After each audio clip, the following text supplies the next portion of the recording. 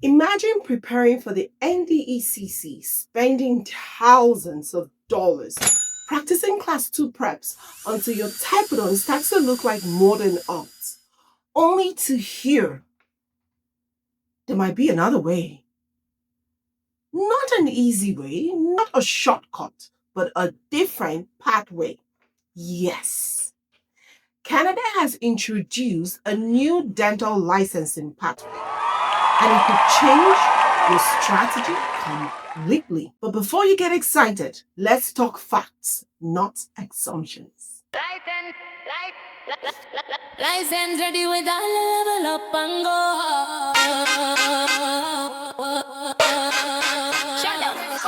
Hello, dental viewers. This is Ollie, your friendly guide to the Canadian dental licensing process.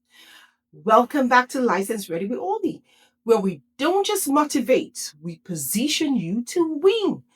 Today we're breaking down the ACFD Bridging Training to Dental Practice in Canada program. And listen carefully, this is not just information, it is strategy, because people who understand this early will move differently. Let's be honest. The traditional pathway, which is the AFK, the ACJ, and the NDECC, and eventually the OSCE, it sounds simple on paper, but in reality, the NDECC is where dreams go to be tested. People fail multiple times, people spend thousands of dollars, and also people lose confidence. And sometimes it's not even about your hand skills, it is exam pressure. So the system asked, what if we trained them instead of just testing them? The ACFD Bridge Training Program is a structural clinical training pathway designed for international trained dentists. Let me simplify it. Instead of preparing alone, you are now trained under supervision. You get hands-on simulation training, exposure to Canadian clinical standards, faculty guidance, and structural evaluation. It is not a crash course. It is not a shortcut or an easy pass. This is intensive, supervised preparation for real practice. Think of this like from figure it out yourself to we train you to meet Canadian standards. Now, let's address the elephant in the operatory. Can you skip the NDECC? Here's the reality. The program is still evolving. The pilot phase just finished 2025. For the early cohorts, the NDECC was still required. But for future structure, the intention is to create an alternative pathway to clinical competency assessment. But listen carefully. This is not officially a guaranteed skip NDECC for everyone yet. Policies may evolve with each cohort. So don't build your entire plan on assumption. Build your plans on flexibility. To apply, you must be an internationally trained dentist, have a recognized dental degree of a minimum 4 years, be a Canadian citizen or a permanent resident, be actively in the NDEB equivalency process, and most importantly, you must have passed the AFK and the ACJ exams within their validity period. Let me simplify it. This program is not for beginners. This program is for candidates already in the system. So if you haven't written the AFK yet, don't rush here. Focus on your foundation first. This is where many people misunderstand things. This is not apply today and start the following month. This is a multi-stage competitive process. It requires an application submission, document verification, eligibility screening, an interview, which is the MMI style, a clinical assessment, hands-on and in-person, and a final selection and ranking. And here is the key truth. Seats are limited. So what does this mean? Even if you qualify, you may not be selected. Translation: this is like applying to dental school again. Let's talk timelines, because this is where people get confused.